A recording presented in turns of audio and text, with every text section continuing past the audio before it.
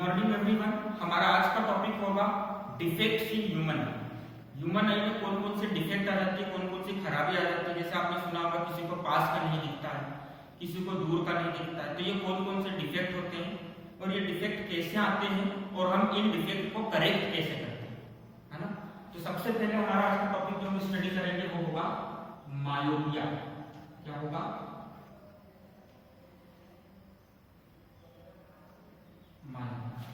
Myopia का एक और नाम है नियर साइटेडनेस।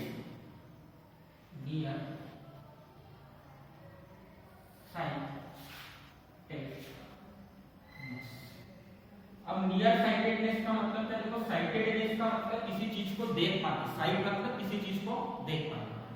नियर साइटेडनेस मतलब इस बीमारी में जो पर्सन रहेगा उसको पास का दिखेगा पर कहां का नहीं दिखेगा, दूर का नहीं दिखेगा। पास की चीजें तो क्लियरली दिखेगी, पर जब वो दूर की चीजें देखेगा तो दूर की चीजें कैसी दिखेगी कि एक दूसरे में मिल गई, है ना, अलग अलग नहीं दिख पा रही है, ब्लर दिख रही है, ऐसी चीजें दिखेगी।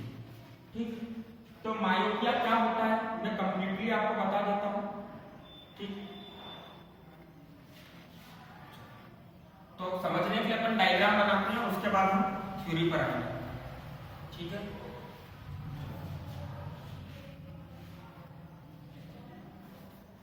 चलो मैं मायोपिया बता रहा हूं कैसे लिखना है आपको कॉपी में, और उसके बाद आपको हाइपरमेट्रोपिया में टिक करवा दूंगा तो इस हिसाब से लिखना है। तो मायोपिया क्या होता है? मायोपिया इज नियर साइटेडनेस, है ना। मायोपिया क्या होता है? नियर साइटेडनेस होता है। और इसके अंदर हम लिखेंगे क्या? The person suffering from this disease, वो पर्सन जो कि इस डिजीज से क्या कर रहा है, सफर कर रहा है, जिसको ये बीमारी हो गई है। पास के ऑब्जेक्ट को तो क्लियरली देख सकता है। The person suffering from this disease can C,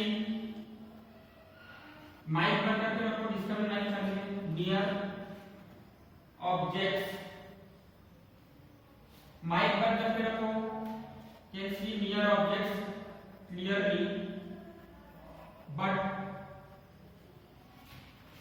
unable to see distance object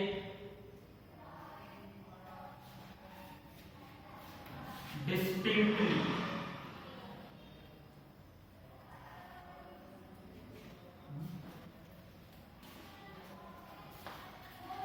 unnecessarily mic को चालू करके मत रखो, पूरा क्लास डिस्टर्ब होता है उससे, है ना। जिसका भी माइक चालू है सब बंद करके रखो। गर्व से पूरे वीडियो चालू करके रखो, जिन जिनके वीडियो बंद है क्लास से रिमूव कर रहा हूं नहीं तो मैं।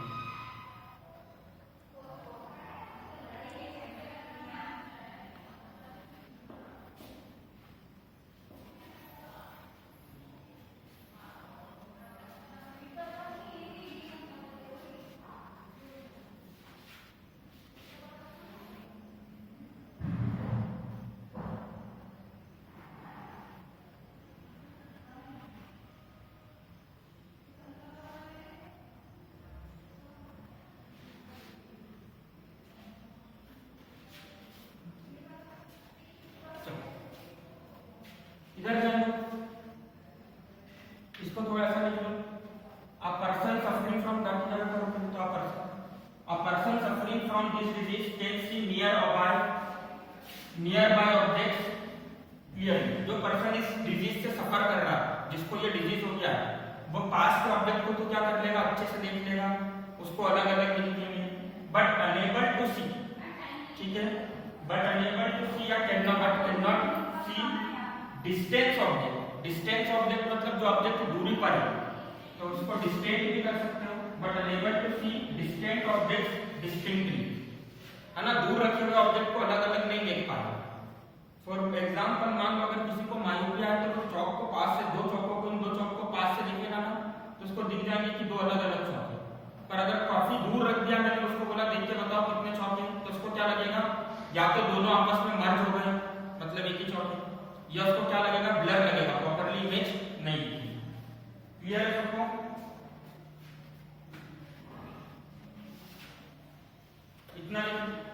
इतना लिख लिया है ना। अब इस डिजीज में होता क्या है, इस डिजीज में होता है दी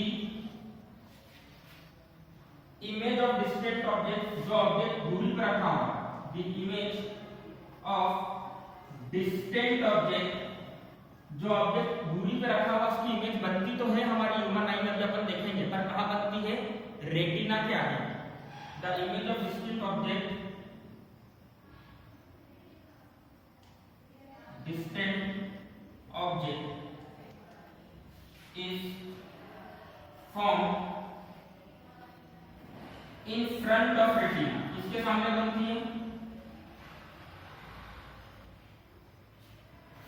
और क्लियरली दिखने के लिए क्या चाहिए हमको कि इमेज कहां पर बने, अच्छे से देखने के लिए क्या चाहिए कि इमेज किसके ऊपर बननी चाहिए, रेटिना पर। पर इस केस में इमेज कहां पर बनती है, रेटिना के सामने। क्लियर है सबको?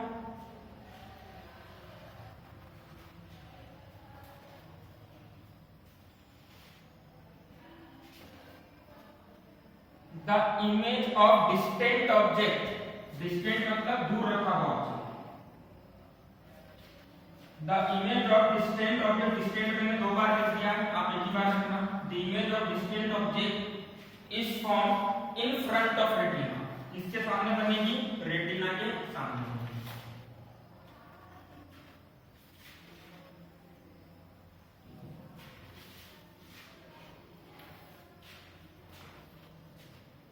क्लियर है सबको?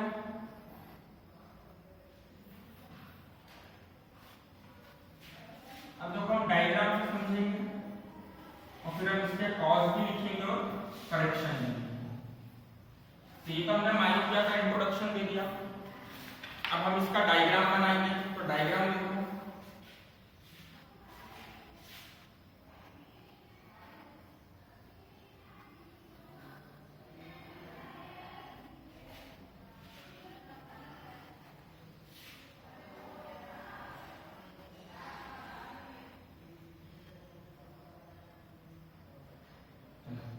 ये हमारा आई बॉल होता था, इसके अंदर क्या होता था, लेंस।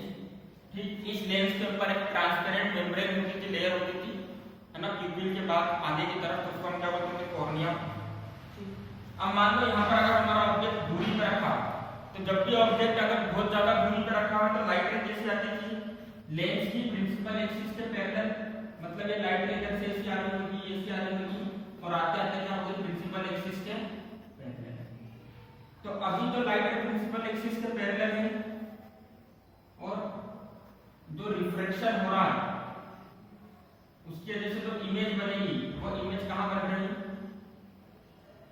डायग्राम दिख रहा है ना सबको, वो इमेज कहां बन रही है, रेटिना पर बन रही है।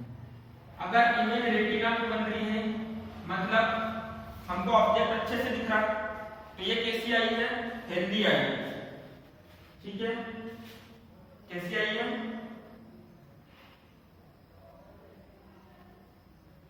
ठीक है ना, मतलब अगर ऑब्जेक्ट कहां पर रखा हुआ है, डिस्टेंस पर रखा हुआ है तो हमको क्लियरली दिख रहा।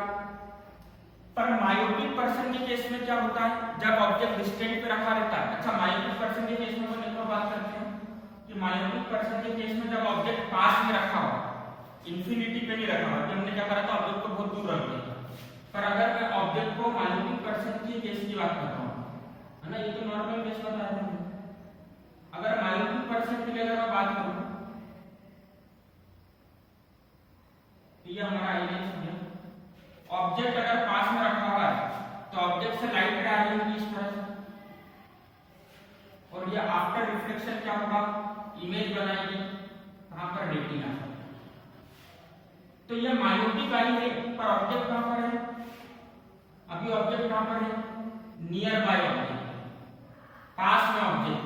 तो मायोपिया में क्या होता है, पास का तो अच्छे से दिखता है, तो अगर ऑब्जेक्ट पास में रखा तो उसको अच्छे से दिख रहा है, मतलब इमेज कहां पे बन रही है, रेटिना पे बन रही है। ऑब्जेक्ट पास में तो इमेज कहां पे बन रही है, रेटिना पर बन रही है, नियर बाय ऑब्जेक्ट, और हमने इसको लिख दिया मायोपिक आई।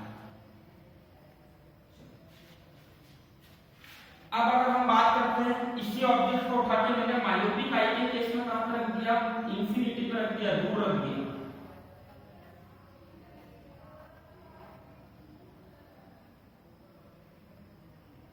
इसी ऑब्जेक्ट को उठा के मैंने मायोपिक आई के केस में कहां रख दिया, इंफिनिटी पर रख दिया। तो अब इंफिनिटी से लाइट रे कैसे आती है, हमेशा याद करो हमने डायग्राम बनाया था, कौन सी एक्सिस के पैरेलल आती है ना। तो लाइट रे जो आएगी वो किसके पैरेलल आएगी, वेरी गुड, प्रिंसिपल एक्सिस के पैरेलल। तो लाइट रे आई प्रिंसिपल एक्सिस के पैरेलल। और इस केस में जो इमेज बनेगा वो इमेज कहां बन जाएगा, रेटिना के सामने। तो देखो दोनों लाइट रे यहां पर इंटरसेक्ट कर रही है, मतलब इमेज तो यहां पे बन रही है और ऑब्जेक्ट कहां पर था, इंफिनिटी पे था। तो एक चीज बताओ, अगर इमेज रेटिना के सामने बन रही है तो क्या हमको अच्छे से दिख पाएगा, जिस भी पर्सन को मायोपिया है उसको अच्छे से दिख पाएगा क्या, मायोपिक आई। और ये कहां पर है ऑब्जेक्ट, डिस्टेंट ऑब्जेक्ट, मतलब जिसको मायोपिया था उसको पास वाली चीज तो दिख रही है, नियर बाय ऑब्जेक्ट तो दिख रहा है क्योंकि इमेज रेटिना पर बन रही है, पर डिस्टेंट ऑब्जेक्ट नहीं दिख रहा है क्योंकि इमेज कहां पे बन रही है, रेटिना के आगे कि रेटिना के पीछे,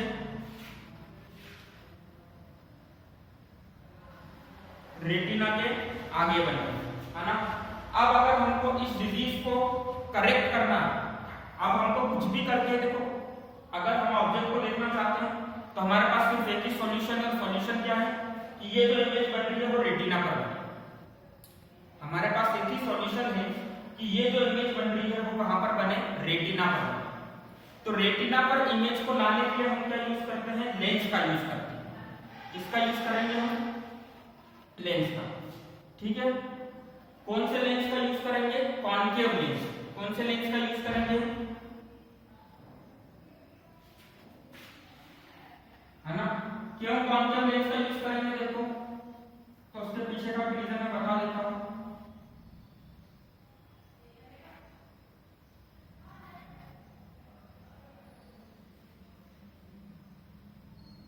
मान लो अभी ये हमारा आई लेंस, लाइट रे कहां आ रही थी,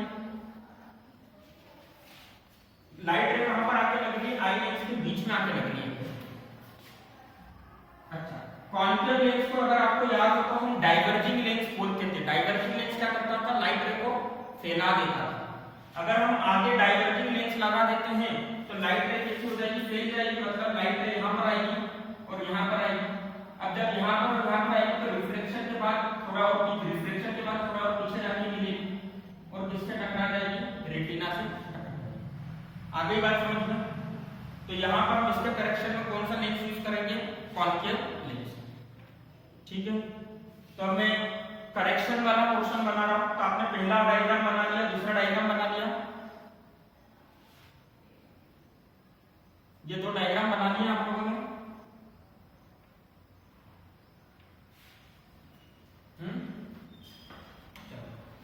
अब तीसरे डायग्राम की हम बात करते हैं जिसमें हम करेक्शन करते हैं। तो करेक्शन के लिए हम क्या करेंगे,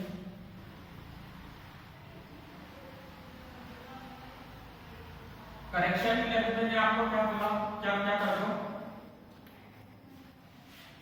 कॉन्केव लेंस को लाकर आई लेंस के सामने लगा दो। मतलब कॉन्केव लेंस का चश्मा बनवा, तो वो चश्मा किसको पहना दो, जिस भी पर्सन को मायोपिया हुआ है।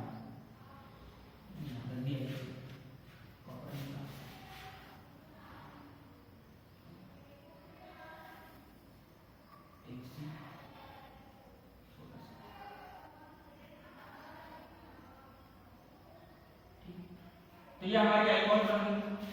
अब देखो यहां पर क्या है, हमारा आई लेंस कुछ इस तरह से,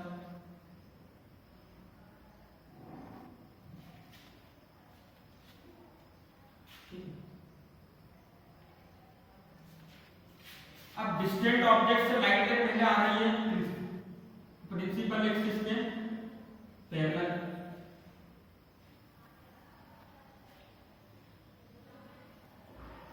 अब देखो अगर हमने यहां करेक्शन के लिए कॉन्केव लेंस नहीं लगाएंगे, क्या होगा, ये लाइट रे ऐसी कैसी जाएगी इधर, ये लाइट रे ऐसी कैसी जाएगी इधर, और आफ्टर रिफ्लेक्शन ये कहां मिल जाएगी, रेटिना के आगे। तो हमको क्या होगा, ऑब्जेक्ट क्लियरली दिखाई नहीं देगा। पर अगर हमको ऑब्जेक्ट क्लियरली देखना है तो हम क्या करें, अगर ऑब्जेक्ट क्लियरली हमको देखना है तो हम क्या करेंगे, यहां पर कौन सा लेंस लगा देंगे, कॉन्केव लेंस लगा देंगे। तो हमने क्या लगा दिया यहाँ पर, कॉन्केव लेंस। सबको पता है कॉन्केव लेंस ऐसा होता है कि नहीं होता, ठीक। उसको कौन सा चश्मा पहना दिया हमने, कॉन्केव लेंस वाला चश्मा पहना दिया। अब लाइट रे पहले आएगी कॉन्केव लेंस में और आफ्टर रिफ्लेक्शन कैसी हो जाएगी, ऐसी चली जाएगी। यहां से लाइट रे आई कॉन्केव लेंस में और आफ्टर रिफ्लेक्शन कैसी चली गई, ऐसी चली गई। अब कॉन्वेक्स लेंस में जाएगी हमारे आई लेंस में। अब आई लेंस में लाइट रे आई तो लाइट रे कैसी होगी, रिफ्लेक्शन के बाद ऐसी आएगी और कहां पर जाके मिलेगी, कहां पे जाके मिलेगी। तो जो डिफेक्ट था पहले इमेज जो रेटिना के आगे बन रही थी, अब बिल्कुल एग्जैक्टली कहां बनने लग गई, रेटिना। तो इस डिफेक्ट को हमने किसकी हेल्प से करेक्ट करा, concave lens of suitable focal, ठीक है। तो ये तीनों डायग्राम बना लिया आपने, है ना। अब देखो डायग्राम बनाने के बाद आपको मायोपिया के कॉज लिखना है और करेक्शन भी लिखना है। कॉज ऑफ मायोपिया, मायोपिया किस वजह से होता है। तो सबसे पहला देखो मायोपिया होने का रीजन क्या है, इमेज कहां बन रही थी पहले, जब हमने लेंस यूज नहीं करा था, रेटिना के आगे। मतलब हम ये भी तो बोल सकते हैं इमेज अगर रेटिना के आगे बन रही है तो ये जो हमारा आई लेंस है इसका कर्वेचर बढ़ गया। कर्वेचर बढ़ गया मतलब पहले हमारा आई लेंस ऐसा पतला हुआ करता था, अब आई लेंस क्या हो गया है, ऐसा हो गया, कर्वेचर इसका ज्यादा हो गया, है ना। तो सबसे पहला कॉज क्या हो जाएगा, curvature of eye lens increases. दूसरा कॉज क्या जाएगा, दिख रहा है ना सबको वीडियो में, फ्रेम के बाहर तो नहीं है,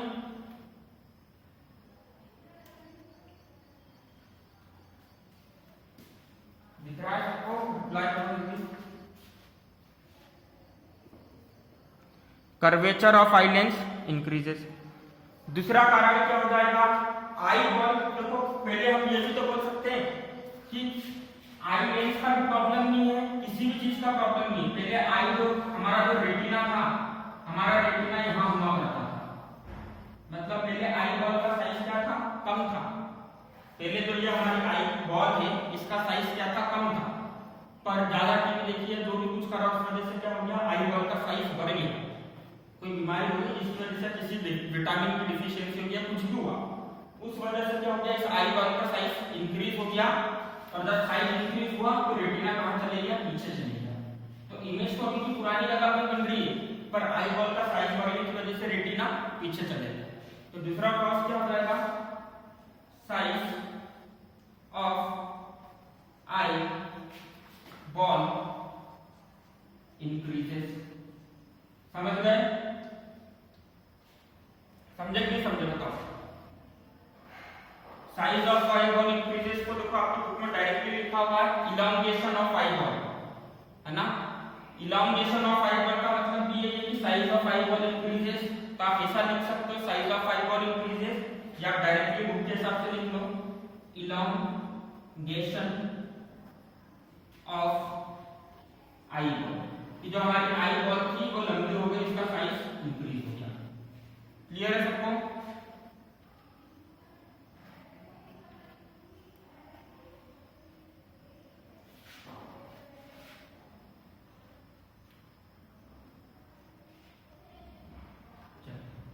करेक्शन। अब देखो जब भी आपको मायोपिया पूछेंगे ना एग्जाम में, तो आपसे पूछेंगे व्हाट इज मायोपिया, मायोपिया क्या होता है ये बताओ, उसके कॉजेस बताओ। तो कॉजेस में आपको ये लिखना है, और उसके करेक्शन बताओ। तो करेक्शन में क्या लिखोगे, मायोपिया क्या,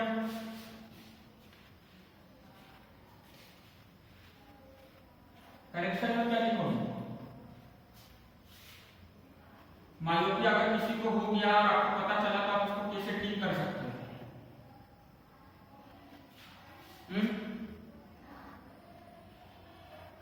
बताओ जल्दी क्या लिखोगे करेक्शन?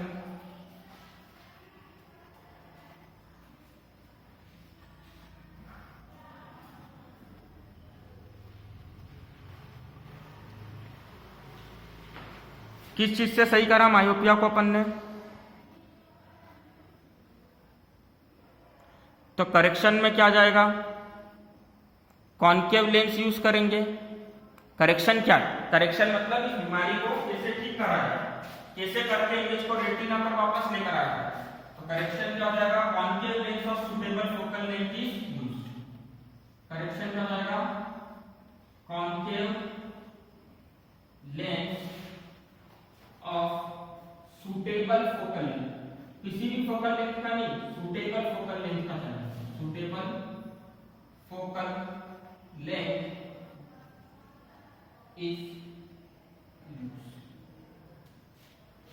हम क्या यूज करेंगे? कॉन्केव लेंस को यूज करेंगे जिसकी फोकल लेंथ क्या होनी चाहिए? सुटेबल। ठीक है, अगर कम फोकल लेंथ हुई तो भी इमेज रेटिना पे नहीं बनेगी, और ज्यादा फोकल लेंथ हो गई तो इमेज क्या हो जाएगी? रेटिना को छोड़ के उसके पीछे चली जाएगी। रफ कर दें।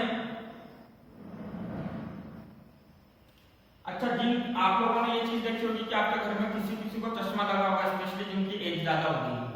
तो अगर किसी को दूर का नहीं दिखता मतलब उसको कौन सी बीमारी की वजह से चश्मा लगा है?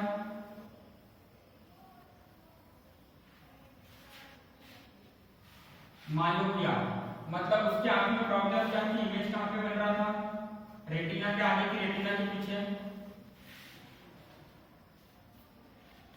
रेटिना के आगे, है ना?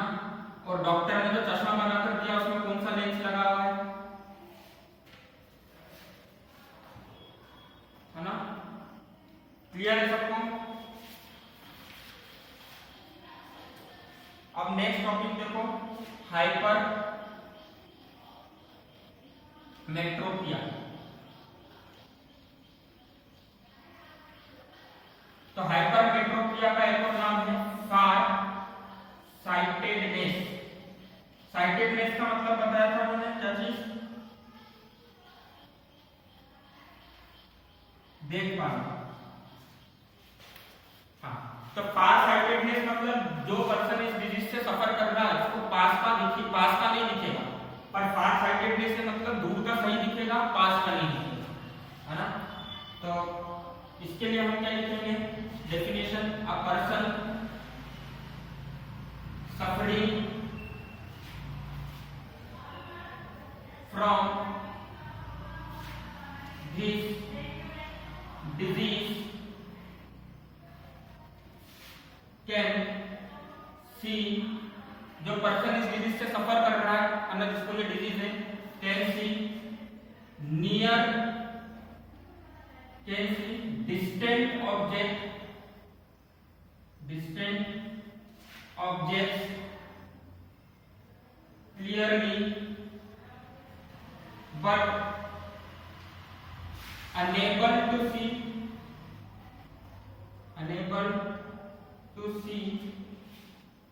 nearby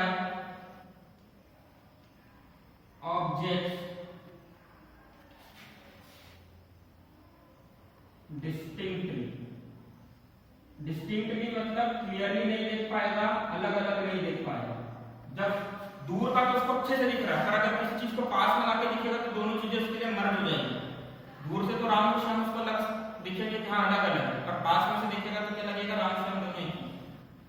ठीक है, तो a person suffering from this disease can C distant object clearly, मतलब दूर का चीज अच्छे से दिख रहा है, पर पास की चीज इतने अच्छे से नहीं दिखेगी। ठीक है, अब हमने देखा क्या पढ़ा था? मायोपिया के अंदर क्या था कि इमेज कहां पर बन रही थी? रेटिना के सामने। इसके अंदर इमेज कहां पर बनेगी? तो लिख लो, the image of nearby object is form, the image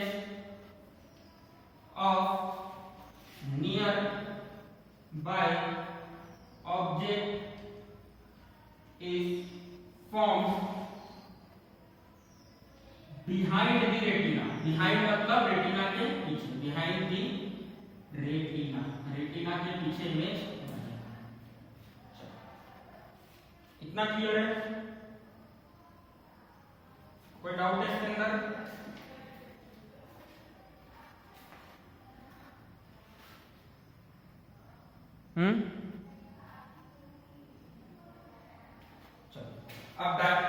अब डायग्राम से देखते हैं, है ना? डायग्राम से देखते हैं। तो डेफिनेशन में रफ कर रहा हूं। देखो हेल्दी आई वाला पर्सन रहेगा तो उसको तो पास से अच्छे से दिखेगा और दूर का भी प्रॉपर्ली दिखेगा, है ना? अब अपन को हाइपरमेट्रोपिया के डायग्राम बनाना है, तो देखो आपकी बुक में डायग्राम दे रखे हैं, वो 3 डायग्राम ही बनाना है। तो अगर कोई ऑब्जेक्ट फ्रेम से बाहर हो जाए तो बता देना ना।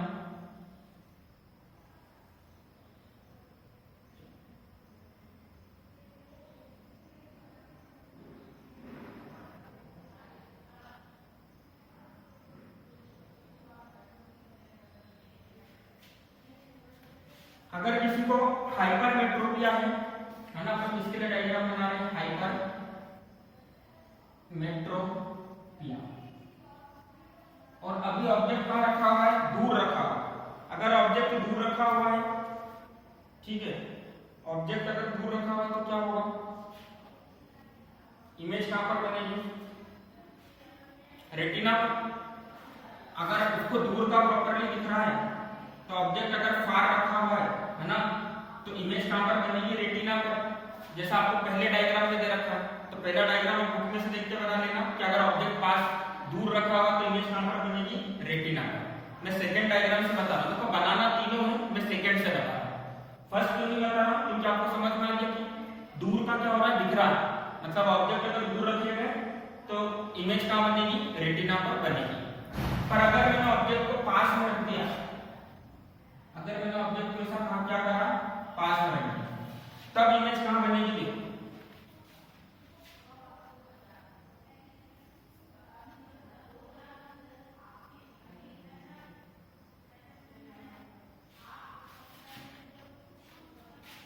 ये हमारा आइलेंस मेरी प्रिंसिपल एक्सिस और यहां पर हमारा ऑब्जेक्ट क्या होगा? हमने ऑब्जेक्ट को पास में रख दिया, अब ऑब्जेक्ट से रेज गई,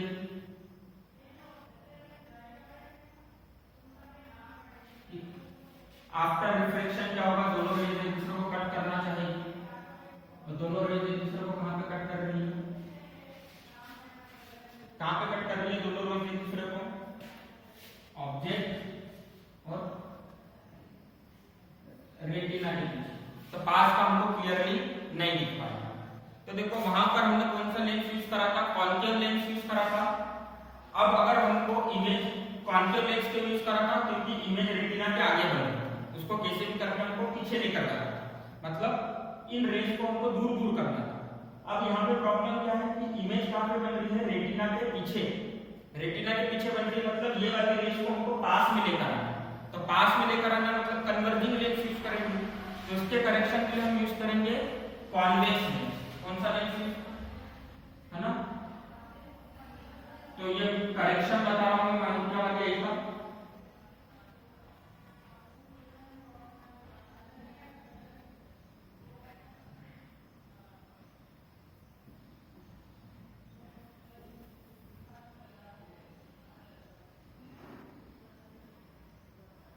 डायग्राम दिख रहा है, सबको क्लियर है?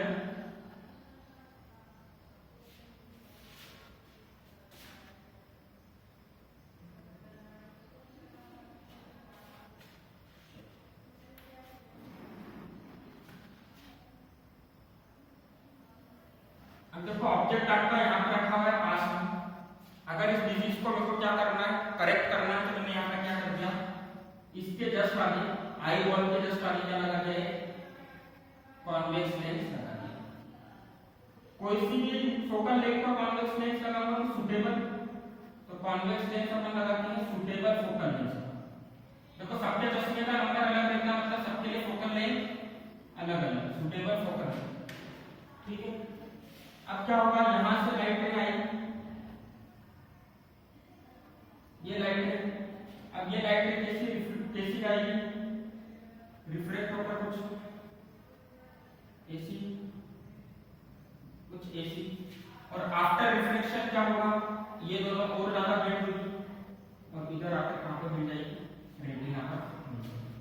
तो यह ऑब्जेक्ट था और अब इमेज कहां पे बन रहा है, अब इमेज कहां पे बन रहा है आपका, रेटिना, है ना। तो ऑब्जेक्ट यहां पे रखा हुआ, इमेज रेटिना पर बन रहा है। ऐसा किसकी वजह से पॉसिबल हो पाया, कॉन्वेक्स लेंस के, नहीं तो इसके पहले क्या हो रहा था, इमेज रेटिना के पीछे बनती थी। तो इसका करेक्शन क्या हो जाएगा,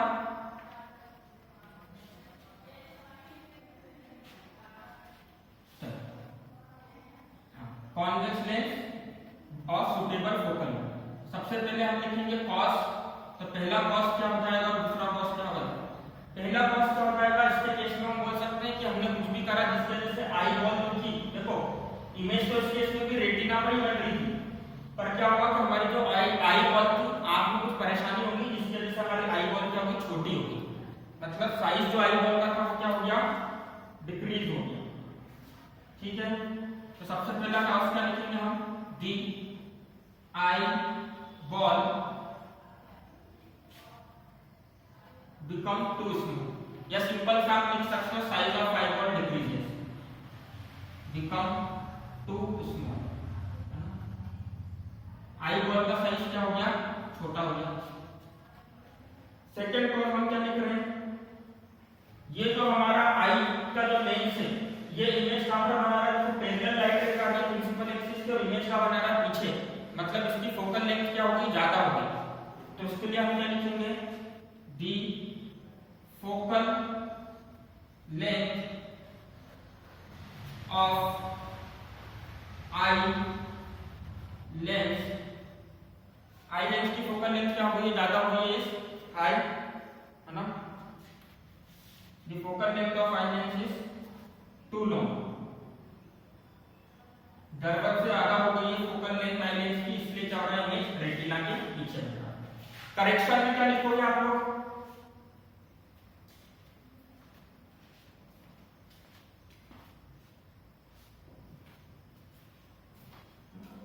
ठीक है, तो करेक्शन में क्या लिखेंगे अपन, है ना, convex lens of suitable focal length is used to correct this disease. चलो, तो आज की क्लास हम यहीं पर एंड करते हैं। Bye everyone, have a good day.